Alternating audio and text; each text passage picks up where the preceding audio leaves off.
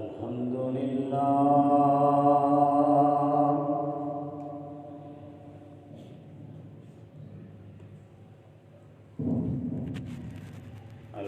لله نحمده ونستعينه ونستغفره ونؤمن به ونتوكل عليه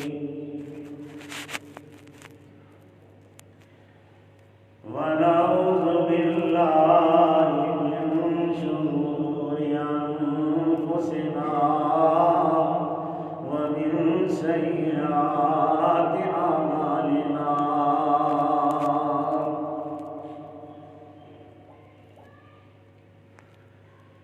من يهده الله فلا مضل له ومن يضلله فلا هادي له ونشهد أن لا إله إلا الله وحده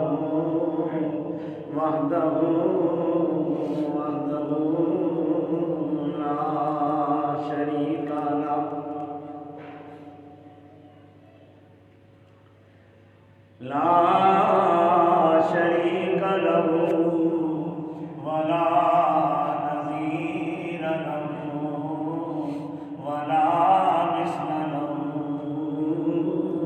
ولا مثيل له ولا ضد له ولا ند له ولا إله غيره ونشهد أن سيدنا وسندنا وحبيبنا وشفيعنا وكريمنا ونذيرنا وبشيرنا محمدا عبده ورسوله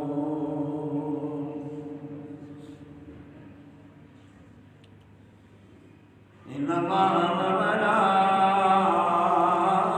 وملائكته يصلون على النبي يا أيها الذين آمنوا صلوا عليه وسلموا تسليما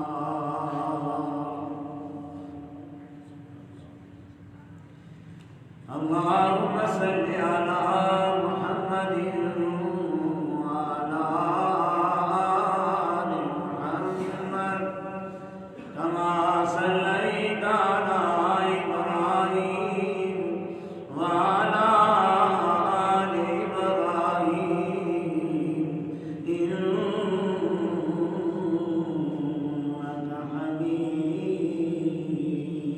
حميد مجيد اللهم بارك على محمد وعلى آل محمد كما باركت على إبراهيم وعلى آل إبراهيم إنك حميد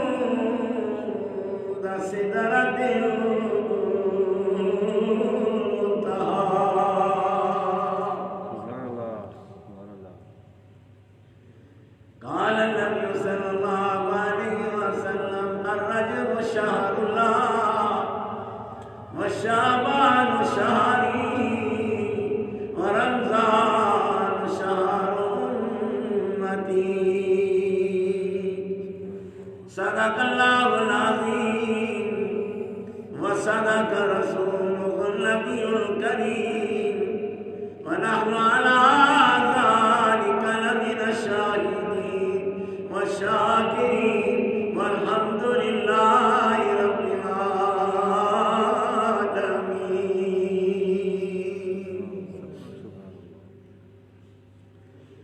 سعادت میں قرآن پڑھنا کوئی منے یا نہ بنے،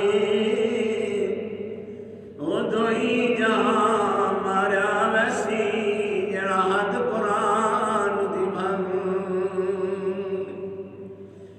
ایک دو دن دی زندگانی ہے، ایک دو دن دی زندگانی ہے، نہ اتنا اچھل اچھل کے جاؤں. یہ راستہ ہے آنے جانے کا، اے نوجوان سنبھل سنبھل کے چل. واقعہ کیا نہیں، واقعہ کیا نہیں، جڑیاں نال محمد جڑ دیا نہیں. جڑ جا من جیڑیاں اکواری لکھ مڑو کدے مڑ دیا نہیں. کتنے میرے علی کتنے تیری ثنا، اے مشتاق اکھیاں کچھ جانیاں. مالی دا غم پانی دینا، مالی دا غم پانی دینا، تے بھر بھر مشکاں پاوے. مالک دا غم بھر بھر لاونا لاوے یا اللہ. او دل تینو بھول ویسی مغروری تیری، جس دل کملی والا کہہ دے سی امت نہیں میری.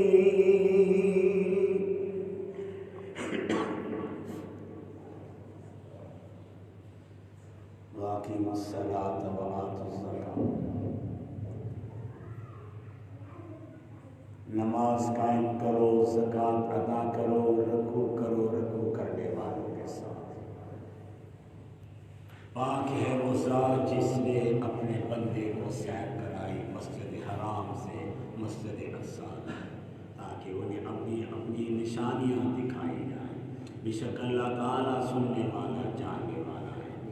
نبی پاک صلی اللہ علیہ وسلم کا ارشاد کرامی ہے، فرمایا لوگوں رجب کا مہینہ اللہ کا مہینہ ہے، شعبان کا مہینہ مجھ محمد کریم کا مہینہ ہے، اور رمضان کا مہینہ میری امت کا مہینہ ہے. صدق اللہ العظیم و صدق رسولہ النبی الکریم. میرے واجب الاحترام بزرگوں، میں نے ابھی آپ کے سامنے قرآن پاک کی آیات تلاوت کی. سرور کائنات، فخر موجودات، ساقی کوثر، رہبر و رہنما، بدر الدجا، شمس الضحیٰ، احمد مصطفیٰ محمد مصطفیٰ صلی اللہ علیہ وسلم کا پیغام پڑھ کر سنایا. رب العالمین سے دعا ہے کہ اللہ تعالیٰ مجھے احسن طریقے سے بیان کرنے کی اور آپ کو سننے کی توفیق عطا فرمائے، اور بیان کر لینے کے بعد اللہ مجھے اور آپ سب کو اس پر عمل کرنے کی بھی توفیق عطا فرمائے.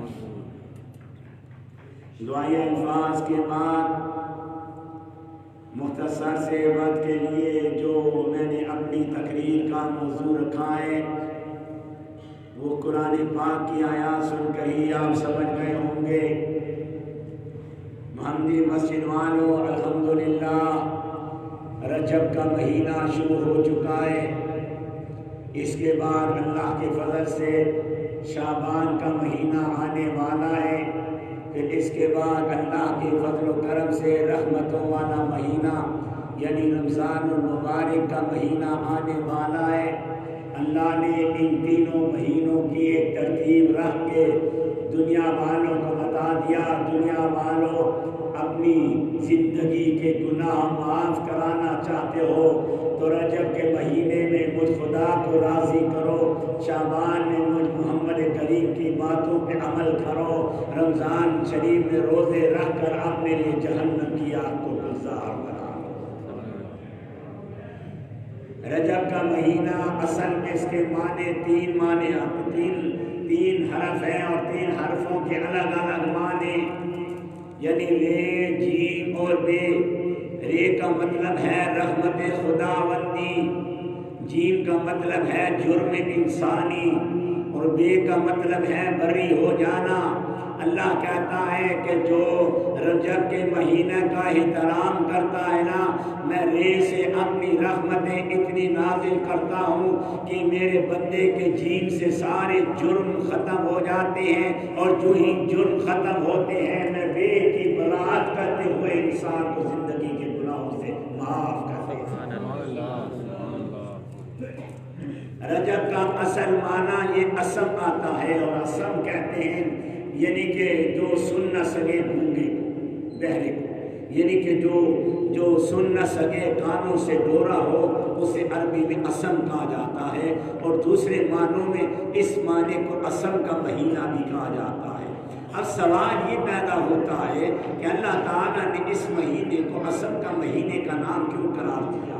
اللہ قیامت کے دن اس مہینے کو بلائے گا۔ محمدی مسجد والوں ذرا غور سے سنو، اللہ ہم پر کتنی مہربانیاں کر رہا ہے، اللہ ہم پہ کتنا کرم کر رہا ہے۔ اللہ تعالیٰ جب قیامت کے دن اس مہینے کو بلائے گا، اس مہینے سے کہے گا کہ اے رجب کے مہینے ادھر میرے قریب آ۔ جی اللہ کیا حکم ہے؟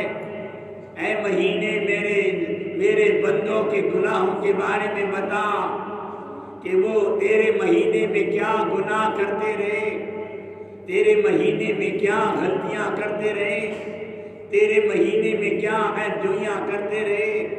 مجھے ان کے سارے گناہ سنا، ان کے ہاتھوں کے گناہ سنا، ان کی زبان کے گناہ سنا، ان کی آنکھوں کے گناہ سنا، ان کے دل کے کرتوتوں کی حرکتوں کے گناہ سنا۔ یہ سارے گناہ مجھے کے وہ خاموش رہے گا، وہ بولے گا نہیں۔ اللہ پھر کہے اے رجب کے مہینے بتاتا کیوں نہیں؟ بول، میرے بندوں کے گناہ بتا، میرے بندوں کی غلطیاں بتا، میرے بندوں کی خطائیں بتا۔ وہ خاموش رہے گا۔ دوسری بار بھی، تیسری بار جب اللہ کہے گا کہ اے مہینے، اے اسم کے مہینے بتاتا کیوں نہیں، بولتا کیوں نہیں؟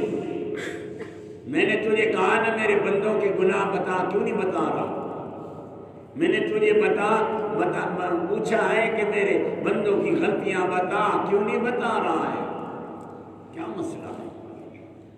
وہ مہینہ محمدی مسجد والوں، یہ رجب کا مہینہ بولے گا، کہے گا اللہ تو نے پہلی بار کہا اپنے بندوں کے گناہوں کے بارے میں پوچھا کہ میرے بندے کے گناہ بتا، میرے بندوں کی غلطیاں بتا، میرے بندوں کی اچھوئیاں بتا، ان کی خطائیں بتا، ان کی غلطیاں بتا۔ تو رجب کا مہینہ کہے گا اللہ مجھے تو نے رجب کا مہینہ قرار دیا ہے، تو نے مجھے کہا ہے کہ مہینے تو اسم کا مہینہ ہے، اللہ تو نے مجھے اپنا مہینہ قرار دیا ہے۔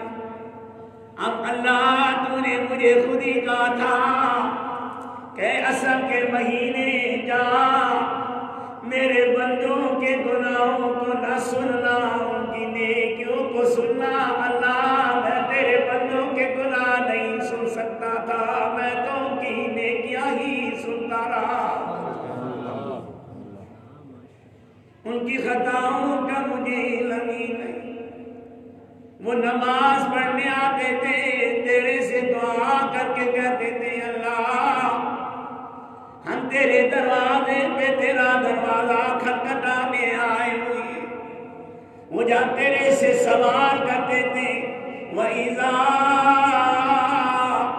سَأَلَكَ عِبَادِي أَنِّي فَإِنِّي قَرِيبٌ۔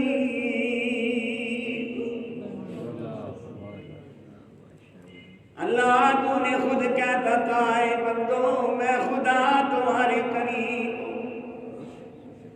مندی مسجد والوں یاد رکھو ماں کی مامتا بھی تیرے اتنے قریب نہیں، تیری باپ کی محبت کا رشتہ بھی تیرے اتنے قریب نہیں، تیرے بھائیوں کا جذبہ اخوت بھی تیرے اتنے قریب نہیں، تیرے دوستوں کا جذبہ وفا بھی اتنے قریب نہیں۔ دنیا کا کوئی رشتہ، دنیا کی کوئی محبت، دنیا کا کوئی رابطہ بندے تیرے اتنے قریب نہیں ہے جتنی مجھ خدا کی رحمت تیرے قریب ہے۔ وَإِذَا سَأَلَكَ عِبَادِي أَنِّي فَإِنِّي قَرِيبٌ۔ اللہ تو میرے ان بندوں کو معاف کر۔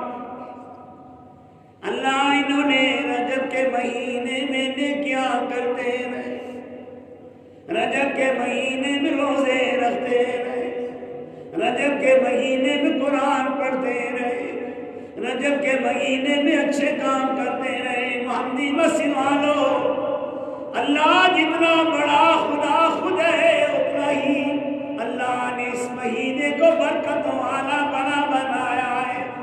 اللہ کہتا ہے رجب کے مہینے سن لے کہ میں نے تیری اس کمائی کی وجہ سے میں نے ان سارے بندوں کی زندگی کے گناہوں کو معاف کر دیا ہے۔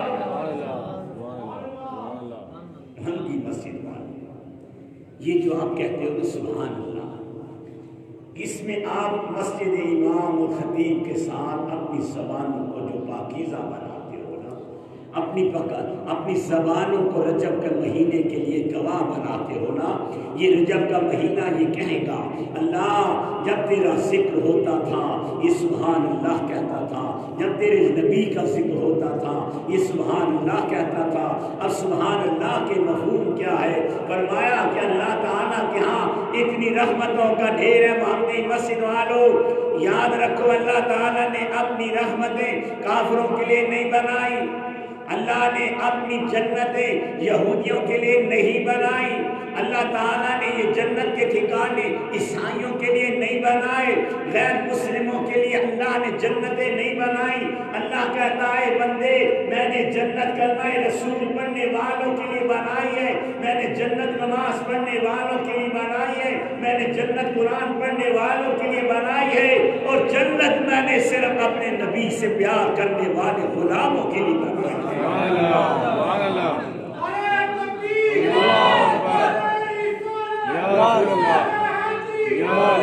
رجب کے مہینے میں کیا خوبصورت انداز اس مہینے کا چلتا ہے۔ یہ وہ واحد مہینہ ہے محمدی مسجد والوں، یہ برکت والا وہ واحد مہینہ ہے جس مہینے کے اندر اللہ نے میرے نبی کو عرش معلیٰ پہ بلایا، سیر کرائی، اللہ نے عجیب سلسلہ رکھا ہے۔ یعنی رجب کی 27 تاریخ اللہ نے اپنے نبی کے معراج کے لیے مقرر کی۔ اب سوال یہ پیدا ہوتا ہے، آج ایک نقطہ محمدی مسجد والوں اپنے ذہن میں بٹھا کر لے جائیے گا کہ اللہ تعالیٰ نے دو بار 27 کا لفظ مقرر کیا، اور دونوں دفعہ اللہ تعالیٰ نے اس کو برکت والا دن قرار دیا۔ فرمایا کہ دونوں 27ویں کی راتیں آتی ہیں، ایک 27ویں کی رات جو رجب کے مہینے میں آئی، ایک 27ویں کی رات جو رمضان المبارک میں آئی، محمدی مسجد والوں ان دونوں کے اندر کیا فرق ہے؟ رمضان المبارک کی 27ویں کی رات اللہ تعالیٰ عرش معلیٰ سے یہ قرآن اپنے نبی کے سینے میں اتارتا ہے، اور 27ویں رات کی شب اللہ صاحب قرآن کو خود عرش معلیٰ اب سوال یہ پیدا ہوتا ہے، اللہ تعالیٰ نے اس مہینے کو، اس معراج کے مہینے کو، معراج النبی کے مہینے کو اللہ تعالیٰ نے رجب کے اندر رکھا۔ اللہ تعالیٰ نے اپنے مقام کے حساب سے اپنے نبی کو بلایا۔ محمدی مسجد والوں اب سوال یہ پیدا ہوتا ہے، اللہ تعالیٰ نے اپنے نبی کو عرش معلیٰ سے بلانے سے پہلے یہ کیوں کہا سبحان الذی، پاک ہے وہ ذات؟ اب سبحان کا لفظ کیوں اللہ نے بولا؟ اللہ کوئی اور لفظ بھی بول کے اپنے نبی کی تعریف کر سکتا تھا، لیکن اللہ نے سبحان اللہ کیوں کہا؟ اس لیے اللہ نے کہا، آج ایک نقطے کی بات ذہن میں بٹھا لیجیے گا محمدی مسجد والوں، جب ہمارے ہاں کوئی ہمارا پیارا رشتہ دار آتا ہے، ہمارے ہاں کوئی ہمارا اپنا پیارا ہم سے ملنے آتا ہے، کوئی اپنا دوست ہم سے ملنے آتا ہے، ہم ہاتھ ملا کے کہتے ہیں ماشاءاللہ، سبحان اللہ، آج میرے گھر میں برکت آ گئی، سبحان اللہ، آج میرے گھر میں میرا دوست آ گیا، سبحان اللہ، آج میرے گھر میں میرا عزیز اور محبت کرنے والا میرا رشتہ دار آ گیا، سبحان اللہ، آج میرے گھر کی برکتیں بڑھ گئی۔ اللہ بھی کہہ رہا ہے فرشتوں سبحان اللہ، مجھے میری ذات پاک ہے کیونکہ آج میرے پاس میرا محبوب آ رہا ہے، آج میرے پاس میرا رسول آ رہا ہے، آج دنیا کائنات کا بادشاہ آ رہا ہے، میں نے جس کے لیے کائنات سجائی ہے وہ میرا نبی آج عرش اللہ پہ آ رہا ہے۔ اب سبحان کا مطلب معنی سنیے گا، یہ تو برکت کی بات تھی نا، اب معنی کی بات سنیے گا کہ سبحان کہتے کس کو ہے؟ یہ جو میں آپ کی زبانوں سے سبحان اللہ کا لفظ بلواتا ہوں نا، آج اس کا معنی بھی سنیے کہ سبحان کا معنی کیا ہے، سبحان کا مطلب کیا ہے۔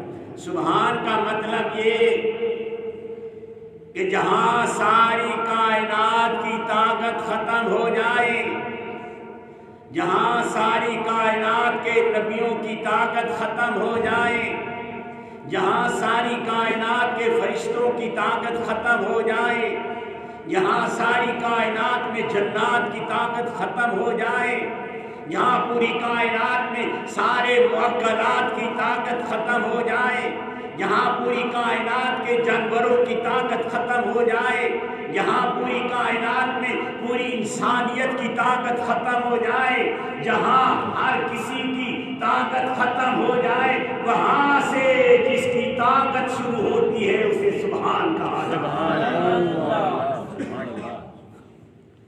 اب سمجھ نہیں آئی تو آپ کو سبحان کا معنی بتاتے ہیں۔ فرمایا کہ حضرت یونس علیہ السلام کا ایک مختصر سا لمحہ سنانا چاہ رہا ہوں۔ حضرت یونس علیہ السلام کشتی پہ سوار تھے اور کشتی میں لوگوں نے کہا کشتی ڈوبنے والی ہے، ہمارے کشتی میں کوئی ایسا آ گیا جس کا پالنہار اس سے ناراض ہے، اسے یوں کرو، اسے کنویں کے اندر ڈال دو، یعنی سمندر کے اندر پھینک دو۔ کرہ ڈالا گیا، حضرت یونس کا نام نکلا، پھر کرہ ڈالا گیا، پھر یونس کا نام نکلا، تیسری بار کرہ ڈالا گیا، پھر حضرت یونس کا یعنی کہ نام نکل آیا۔ کیوں حضرت یونس کو آزمائشوں میں ڈالا گیا، کوئی حضرت یونس کو امتحانوں میں ڈالا گیا۔ حضرت یونس نے صرف ایک لفظ بولا تھا کہ لوگو اے میری قوم، تم پر 40 دن کے بعد عذاب آنے والا ہے، تم پر 40 دن کے بعد اللہ کی طرف سے عذاب آئے گا۔ اللہ تعالیٰ اس تھوڑی سی بات میں تھوڑی دیر کے لیے اپنے نبی کو آزمائش میں ڈال دیتا ہے کہ نبی میرا ہو کر آپ نے اپنی طرف سے دن کیوں مقرر کر دیا؟ میں چاہوں تو 1 ہفتے میں عذاب دے دوں، میں چاہوں تو 2 گھنٹے میں عذاب دے دوں، میں چاہوں تو 10 سیکنڈ میں دنیا تباہ کر دوں، آپ نے 40 دن کا کیوں دن مقرر کر دیا؟ اللہ تعالیٰ نے نبی سے آزمائش میں ڈال کر نبی سے نعمتیں کھینچنا شروع کر دی۔ اللہ تعالیٰ نے سب سے پہلے قوم ناراض ہو گئی، پھر فرمایا اپنا گھر چھوڑ دیا، وطن چھوڑ گیا، گھر چھوڑ گیا۔ حضرت یونس اپنے بچوں کو لے کر جا رہا ہے، اپنے اپنی بیوی کو بھی لے کر جا رہا ہے، کیونکہ اللہ نے کوئی عذاب نہیں دیا۔ 48 دن گزر گئے، عذاب نہیں آیا، صرف یعنی کہ 38 دن گزر گئے، عذاب نہیں آیا، اب صرف 2 دن باقی رہ گئے تھے۔ تو قوم کہنے لگی کہ نبی نے نعوذ باللہ ویسے ہی کہہ دیا 2 دن رہ گئے، اب 2 دن میں کیا عذاب آئے گا۔ جو ہی حضرت یونس نکلے، اللہ نے عذاب کے اثرات بھیج دیے، عذاب کے بادل آنا شروع ہو گئے، قوم گھبرا گئی، قوم ادھر سے معافیا مانگنے لگی، نبی کو تلاش کرنے لگی، اور اللہ نے تھوڑی دیر کے لیے نبی کو آزمائش میں ڈالا۔ بیوی کو ڈاکو اٹھا کے لے گئے، ایک بچہ جو دریا کے کنارے تھا اسے بھیڑیا اٹھا کے لے گیا، جب بچہ کندھے پہ سوار تھا دریا کے اندر بچے کو پار کرا رہے تھے، جلدی سے منہ پھیرا، وہ بچہ بھی جو کندھے پہ سوار تھا وہ بھی اللہ دریا کے حوالے چلا گیا۔ فرمایا کہ حضرت یونس علیہ السلام رونے لگے، حضرت یونس کہنے لگے اللہ میں ہوں جس سے میرا پالنہار تھوڑی دیر کے لیے ناراض ہو گیا ہے۔ فرمایا کہ حضرت یونس علیہ السلام نے کیا کیا، خود ہی سمندر میں چھلانگ مار دی۔ حضرت یونس علیہ السلام جو ہی سمندر کے اندر چھلانگ لگاتی، سمندر کی گہرائیوں میں بیٹھنے والی مچھلی کو حکم ہوتا ہے مچھلی آج میرا ذکر کرنا چھوڑ، جلدی اوپر آ، میرا نبی آ رہا ہے، اس نبی کو اپنا نوالا بنا لے۔ مچھلی فوراً آئی، حضرت یونس کو اپنے پیٹ میں لے لیا، رونے لگی، اے اللہ تیرا نبی میرے پیٹ میں آ گیا، اب کھائے گا کہاں، پیے گا کہاں۔ محمدی مسجد والو، ہمارے ذہنوں میں یہ سوال آتا ہے کہ واقعی حضرت یونس مچھلی کے پیٹ میں کیسے زندہ رہے، کیسے کھاتے پیتے رہے۔ اللہ کہتا ہے مچھلی رزق تیرا کام نہیں، اگر میں خدا 9 مہینے ماں کے پیٹ کمرے میں 9 مہینے بچے کو بھوکا نہیں سونے دیتا، تو پھر اپنے نبی کو مچھلی کے پیٹ میں بھوکا کیسے رکھ سکتا؟ سبحان اللہ۔ یہ تیرا کام نہیں، یہ میرا کام ہے، رزق کا معاملہ تیرا نہیں۔ وما من دابۃ فی الارض الا علی اللہ رزقها ویعلم مستقرها ومستودعها کل فی کتاب مبین۔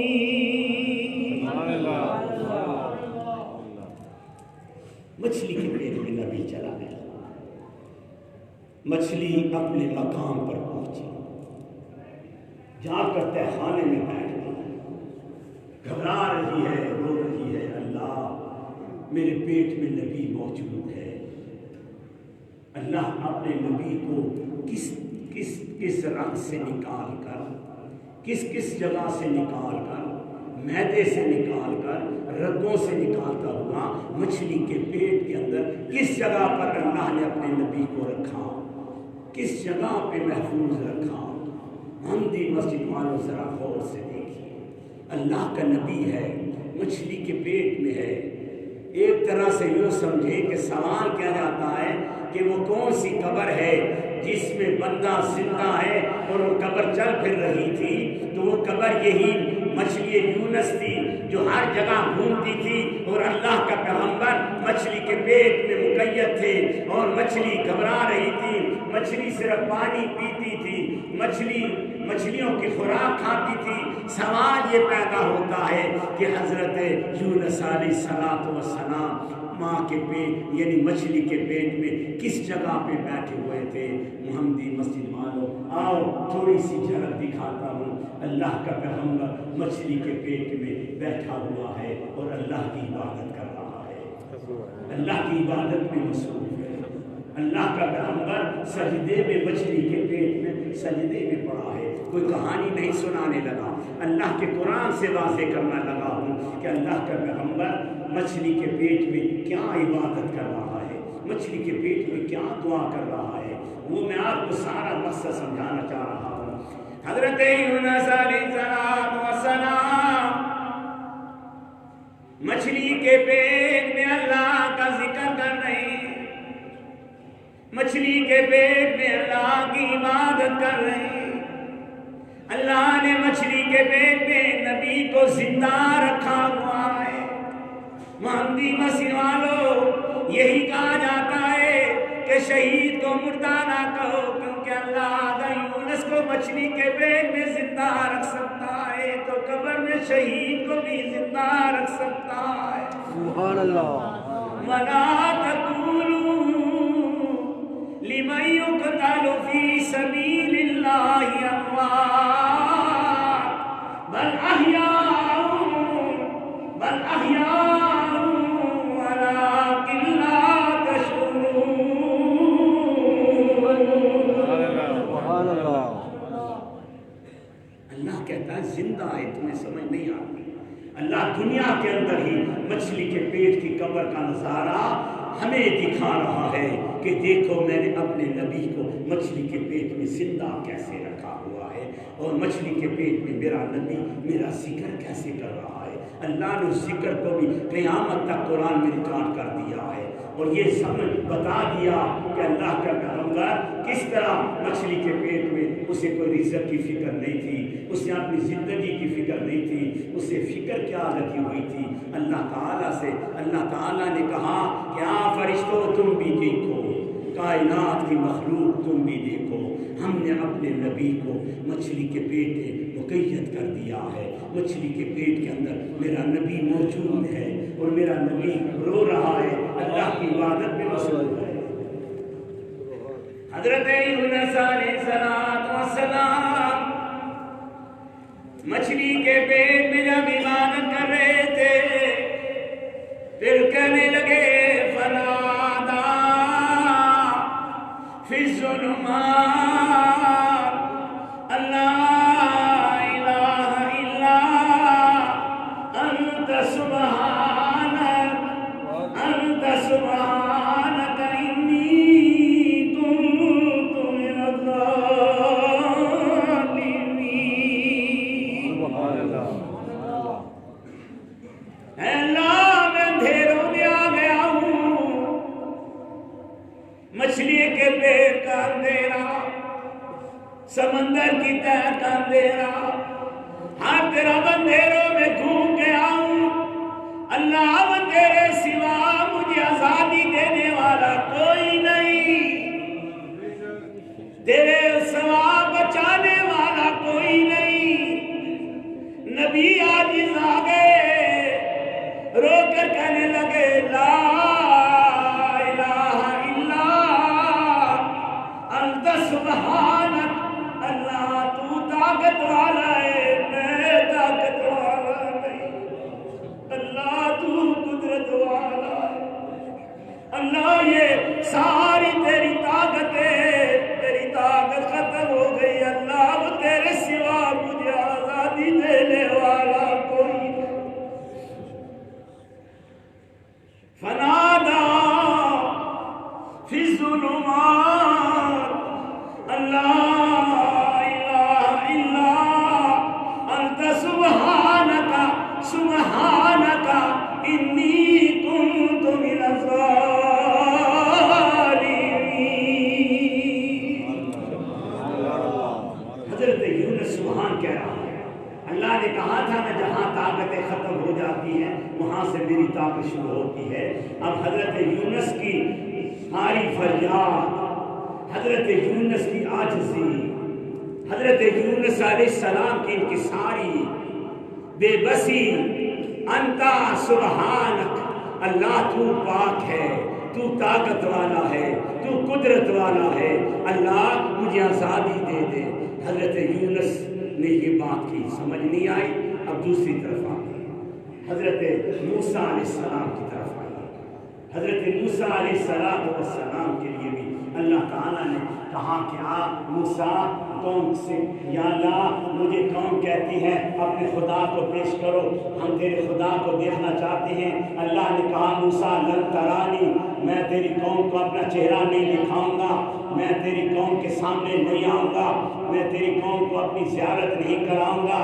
یا اللہ یہ قوم تجھے دیکھنا چاہتی ہے، وہ کہتی ہے کہ تو بڑا نبی ہے، اپنے خدا کو ہمارے سامنے بلا، ہم تیرے خدا کو دیکھنا چاہتے ہیں اور تیرے خدا کی چہرے کو دیکھنا چاہتے ہیں، نعوذ باللہ دیکھنا چاہتے ہیں تیری نبی، تیرے خدا کی آنکھیں کیسی ہیں، اس کی ہونٹ کیسے ہیں، اس کی زبان کیسی ہے، ہم تیرے خدا کو تو دیکھیں۔ رب العالمین نے فرمایا اے موسیٰ میں تیری قوم کو اپنا چہرہ نہیں دکھاؤں گا، میں صرف تجھے اپنی چھوٹی سی جھلک دکھاؤں گا۔ یا اللہ کیا دکھائے گا؟ اللہ نے کہا کئی خربوں میں سے ایک باریک سا نور اللہ تعالیٰ نے کوہ طور پر فرمایا فلما تجلی ربہ للجبل جعلہ دکا وخر موسیٰ صعقا۔ سبحان اللہ۔ اللہ نے نور بھیجا، موسیٰ نیچے گر گئے۔ ارے یہ کیسے کلیم تھے جو خدا کا نور برداشت نہیں کر سکے۔ اللہ کہتا ہے اے میرے کلیم تیرے اندر اتنی طاقت نہیں کہ تم میرا نور برداشت کر سکے، تجھے کلیم بنایا ہے، تیرے بعد ایک ایسا یتیم آئے گا جسے میں نور نہیں اوپر ملا کر اپنا چہرہ دکھاؤں گا۔ حضرت موسیٰ بے ہوش ہو گئے، اٹھے تو کہنے لگے قال سبحانک، اللہ تو پاک ہے، اللہ تو طاقت والا ہے، میرے اندر طاقت نہیں۔ قال سبحانک، اللہ تو پاک ہے۔ حضرت یونس نے کہا سبحانک، حضرت موسیٰ نے کہا سبحانک۔ سمجھ نہیں آئی تو پھر تیسری طرف چلتے ہیں۔ اللہ تعالیٰ نے فرشتوں سے کہا اسجدوا لآدم، آدم کو سجدہ کرو۔ اس سے پہلے جب آدم کی تخلیق ہو رہی تھی تو اللہ تعالیٰ سے فرشتوں نے پوچھا اللہ یہ کون بنا رہا ہے؟ اللہ نے کہا کہ فرشتوں میں اپنا خلیفہ انی جاعل فی الارض خلیفہ، میں اپنا خلیفہ بنا رہا ہوں، میں اپنا نمائندہ بنا رہا ہوں۔ فرمایا اللہ ہمیں کیا حکم ہے؟ فرمایا سجدہ کرو، کیونکہ میں نے آدم کو علم عطا کیا، میں نے آدم کو علم کائنات عطا کیا۔ یا اللہ یہ کیسا علم ہے؟ اللہ تعالیٰ نے کہا اچھا فرشتوں میرے اس آدم کی ذہانت کا امتحان لیتے ہو، آؤ۔ اللہ تعالیٰ نے محمدی مسجد والوں سارے فرشتوں کے سامنے کائنات کی ساری چیزیں رکھ دیں، اور اس سے پہلے اللہ تعالیٰ نے فرمایا کہ آؤ مجھے بتاؤ میں نے یہ کیا بنایا۔ یا اللہ ہمیں نہیں پتا۔ اللہ نے زمین سامنے رکھی، فرمایا بتاؤ یہ کیا بنایا۔ فرشتوں کو پتا کوئی نہیں۔ اللہ نے فروٹ اور سارے کائنات کے فروٹوں کو سامنے رکھ کر کہا بتاؤ یہ کون سے درخت کا پھل ہے۔ یا اللہ ہمیں کوئی نہیں پتا۔ اچھا یہ کون سے جگہ کی فصل ہے؟ یا اللہ ہمیں فصلوں کا بھی نہیں پتا۔ اچھا بتاؤ یہ کون سی چیز ہے؟ یا اللہ ہمیں کچھ نہیں پتا۔ کائنات کی ساری چیزیں فرشتوں کے سامنے رکھ دی گئی۔ محمدی مسجد والوں فرشتوں نے علمی کا اظہار کیسے کیا؟ اللہ نے کہا کہ اے فرشتوں بتاؤ یہ کیا چیز بنائی ہے؟ قال یا آدم، اللہ تعالیٰ نے آدم کی طرف اپنی طرف فرمایا انی جاعل فی الارض خلیفہ۔ قالوا اتجعل فیہا من یفسد فیہا ویسفک الدماء ونحن نسبح بحمدک ونقدس لک۔ یا اللہ یہ تو لڑائی جھگڑے کرے گا۔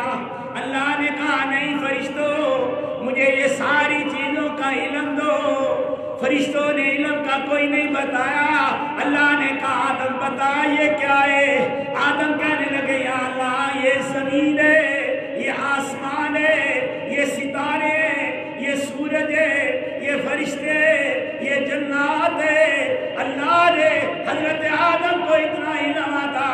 اللہ نے کہا فرشتوں آدم کے آگے اپنی زمینیں جھکا دو، اس لیے نہیں کہ میں نے اسے اپنا خلیفہ بنایا، اس لیے کہ میں نے اسے دنیا کائنات کا عالم بنایا ہے۔ قالوا سبحانك لا علم لنا، قالوا سبحانك لا علم لنا الا ما علمتنا، اللہ ہمیں علم کوئی نہیں جو علم تو نے اے آدم کو عطا کر دیا ہے۔ اللہ کے فرشتوں نے عرضی کا اظہار کر دیا۔ محمدی مسجد والوں وقت ہو رہا ہے، میں نے ابھی تو سبحان کا معنی آپ کو بتانا تھا۔ اللہ نے سبحان الذی کا لفظ جو بولا، اے میرے محبوب اوپر تشریف لاؤ، جہاں جبرائیل میرے نبی ام ہانی کے گھر سو رہی ہیں۔ بس چھوٹی سی بات سنا کر اگلے جمعے زندگی ہوئی معراج رسول سناؤں گا، آپ کو بتاؤں گا اللہ نے میرے نبی کو آسمانوں پہ کیا چیزیں عطا کی ہیں۔ اللہ نے میرے نبی نے خدا کو کیسے دیکھا، کس طرح کی حالت میں دیکھا، اللہ تعالیٰ نے میرے نبی سے کیا باتیں کی، میرے نبی نے خدا سے کیا باتیں کی۔ عرش معلیٰ پہ جہاں یعنی دوسرے آسمان کے بعد سانس یعنی رک جاتا ہے، حضرت جبرائیل کو بھی جانے کی اجازت نہیں ہوتی۔ حضرت جبرائیل بھی آسمانوں پہ پہنچ کے کہتا ہے اے پیغمبر، اے اللہ کے نبی، مجھے اوپر جانے کی اجازت نہیں مل رہی، میں اوپر نہیں جا سکتا۔ حضرت جبرائیل چوتھے آسمان پہ رک گئے۔ اب سوال یہ پیدا ہوتا ہے کہ جب جبرائیل اوپر نہیں گئے تو نبی پاک اوپر کیسے تشریف لے گئے؟ بس محمدی مسجد والوں ایک نقطے کی بات بتا کر بات ختم کرنا چاہوں گا۔ اب سوال یہ پیدا ہوتا ہے کہ نبی پاک آسمانوں پہ کیسے گئے؟ اللہ کہتا ہے یہ نہ سوچو کہ کیسے گئے، یہ دیکھو کہ لے جانے والا کون ہے۔ میرے نبی کو اوپر لے جانے والا کون ہے جو سہاروں کا محتاج نہیں ہے۔ اللہ تعالیٰ نے حضرت جبرائیل کو جہاں تک کہہ رکھا تھا، جبرائیل کو کہا کہ رک جا، اب تجھے آگے جانے کی اجازت نہیں۔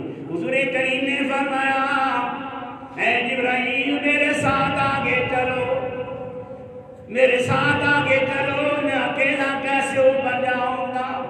حضرت جبرائیل نے فرمایا یا رسول اللہ مجھے آگے جانے کی اجازت کوئی نہیں، آپ کو خود ہی جانا پڑے گا۔ فرمایا کہ یا رسول اللہ مجھے اوپر جانے کی اجازت نہیں، میرے پر جل جائیں گے۔ ہاں محمدی بس والو، جس جگہ پر جبرائیل کے پر چلتے ہیں وہی میرے نبی کے قدم چلتے ہیں۔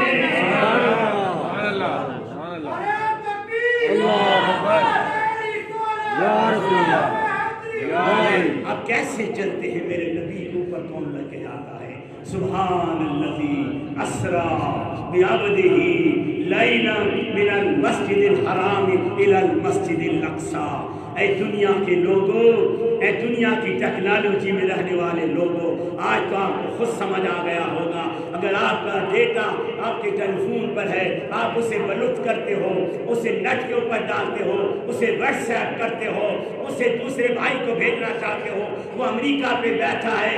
ارے بندے تو اتنا ذہین ہو گیا کہ تیرا ڈیٹا ایک سیکنڈ میں واٹس ایپ پر امریکہ پہنچ سکتا ہے۔ ارے جس نے تیرا دماغ بنایا اس خدا نے اپنے نبی کو کہاں پہنچایا ہوگا؟ اللہ مجھے آپ سب کو